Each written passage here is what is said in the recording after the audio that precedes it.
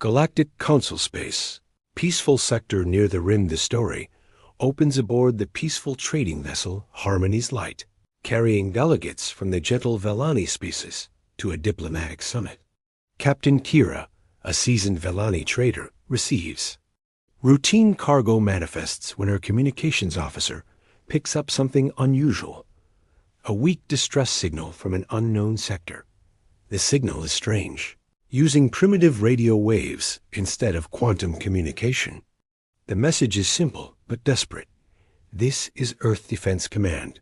Colony ships under attack. Civilian populations in danger. Any vessel receiving this transmission, please respond. We are at coordinates ... The Velani crew debates whether to investigate. Their species has been part of the Galactic Council for centuries, living in a universe where conflicts are solved through negotiation and trade. They've heard whispers of Deathworlders, species from harsh planets, who solve problems with violence, but such beings are considered myths or relegated to the galactic fringe. Against the advice of his crew, Captain Kira decides to investigate. The Harmony's Light changes course toward the coordinates.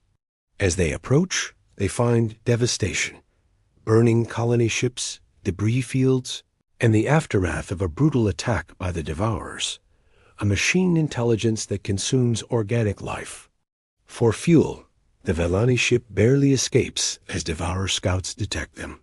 Kira realizes this threat could spread across the galaxy. With their faster-than-light communication damaged, they make a fateful decision.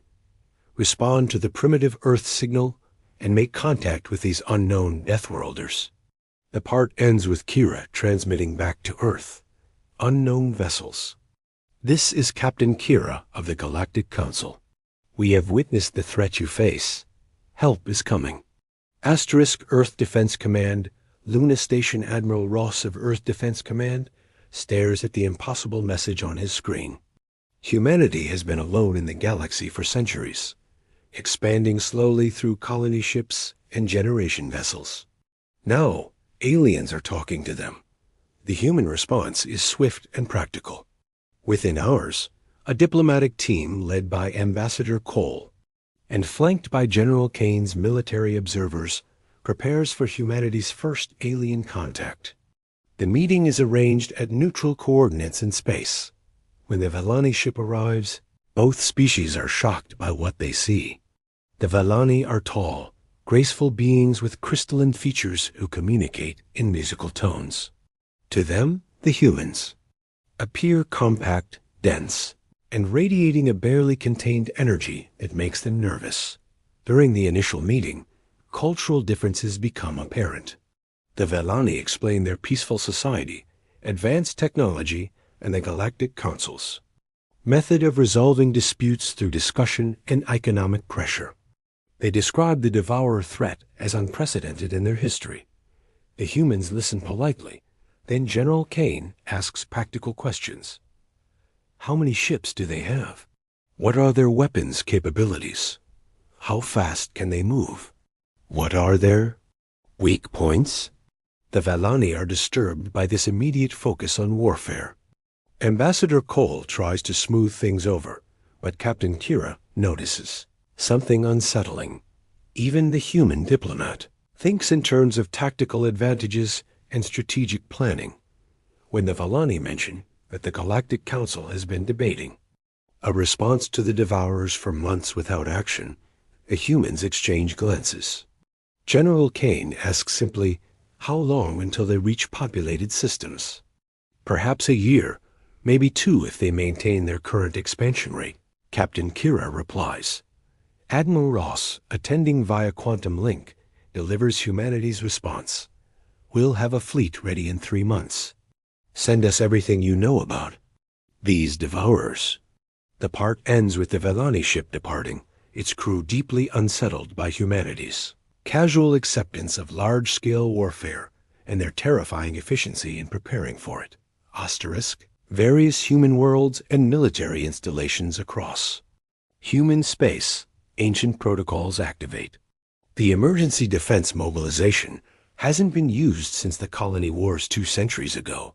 But the machinery of human warfare awakens with frightening speed. On industrial world New Pittsburgh, massive shipyards that normally build colony vessels and cargo haulers switch to military production. Workers who learned about weapons manufacturing from historical files suddenly find their skills in demand. The humans' greatest advantage becomes clear. Their entire civilization is built on the foundation of conflict resolution through superior. Firepower. Captain Lisa commands the first human vessel to make contact with Galactic Council forces, the destroyer Retribution. When she arrives at the staging area, she finds hundreds of alien ships from dozens of species. They're beautiful, efficient, and completely unprepared for war. The aliens are amazed by human technology. Where they use energy shields and precision weapons, humans have created thick armor plating and overwhelming firepower. A single human destroyer carries more offensive capability than most alien capital ships. Commander Torres of the human battleship Nemesis attends a strategic planning session with Galactic Council military leaders. The aliens plan to negotiate with the Devourers, find their homeworld, and attempt diplomatic solutions. They estimate a campaign lasting years with minimal casualties. Torres presents the human alternative. We locate their main force, engage them directly, and destroy their central intelligence. Timeline: 6 months maximum. The alien commanders are horrified by the casualty projections until Torres clarifies. Those are enemy casualties. We expect minimal human losses. When asked how humans can be so confident, Torres explains human military doctrine. We don't fight until we're sure we can win. But when we fight to completely destroy the enemy's ability to continue fighting. The part climaxes with the first human fleet arriving at the staging area, over 1,000 ships, ranging from nimble destroyers to massive dreadnoughts. Each vessel is crewed by humans who view warfare not as a last resort, but as a tool to be used efficiently and decisively. The alien observers watch in silent terror as they realize they haven't just called for help, they've awakened something that has been waiting in the dark corners of the galaxy. Deep space. Devourer territory. The combined fleet moves toward Devourer space, but the Alliance shows immediate strain. The Galactic Council forces move in beautiful formations, their ships gleaming and coordinated. The human fleet moves like a pack of predators. Spread out, sensors active, weapons ready. Captain Wolf commands the human scout ship Hunter. His vessel makes first contact with a Devourer patrol. Instead of engaging, he shadows them back to their staging area, gathering intelligence while the Galactic Council fleet debates their next move. The Devourers are revealed as a hive mind of machine intelligences, each ship controlled by a central consciousness that views organic life as fuel. They've consumed 12 systems and are preparing to advance on major population centers. The strategic difference between humans and the Galactic Council becomes crucial. Council forces want to establish communication, find the Devourer leadership, and negotiate some form of coexistence. The humans study the enemy's behavior and conclude that negotiation is impossible. The Devourers view all organic life as resources to be consumed. Admiral Ross arrives with the main human battle fleet. His flagship, the Dreadnought Apocalypse, dwarfs most Galactic Council vessels. In the strategy meeting, he presents humanity's battle plan, simultaneous strikes on all Devourer installations, targeting their production facilities and command nodes. The alien commanders are appalled by the scope of destruction. "You're planning genocide," accuses Council Admiral Vex. "No," Ross replies calmly. "We're planning victory." There's a difference. The battle begins when Devourer forces detect the fleet and attack without warning. The Galactic Council ships, built for exploration and trade, struggle against the mechanical precision of Devourer weapons. Several alien vessels are destroyed in the first minutes of combat. The human response is immediate and overwhelming. Their ships, designed by a species that has fought wars for millennia, unleash devastating firepower. The apocalypse alone destroys 6 Devourer vessels in its first salvo. The part ends with the Galactic Council forces watching in awe and horror as human ships tear through Devourer formations with methodical efficiency, like wolves among sheep. Asterisk. Devourer Homeworld System and Aftermath. The final battle takes place in the Devourer Homeworld System, a metal sphere surrounded by processing stations where consumed organic matter is refined into fuel. The Galactic Council forces hang back, their commanders unwilling to participate in what they see as a massacre. The human fleet advances alone. Captain Blake of the carrier Vengeance launches wave after wave of fighters, each pilot trained from childhood in the art of destruction. The Devourers throw everything at the human fleet: millions of drones, massive capital ships, weapons that tear apart space itself. The humans absorb the punishment and continue their advance. Their ships are scarred and burning, but they don't retreat. When the apocalypse is damaged, Admiral Ross transfers his flag to the battleship Wrath and continues the attack. The climax comes when the humans breach the Devourer homeworld's defenses.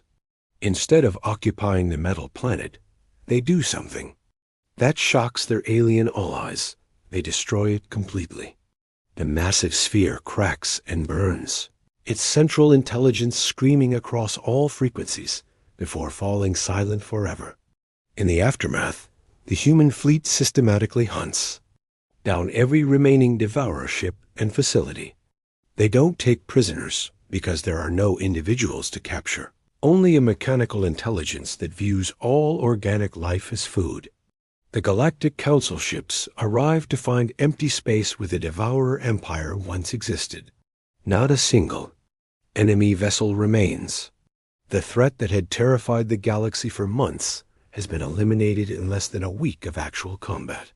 The final scene takes place aboard the Harmony's Light, where Captain Kira meets with Admiral Ross, the alien. Captain asks the question that haunts everyone: how did you do it so quickly?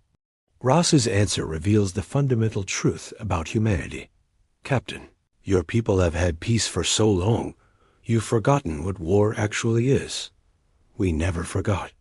We just hoped we'd never need to remember.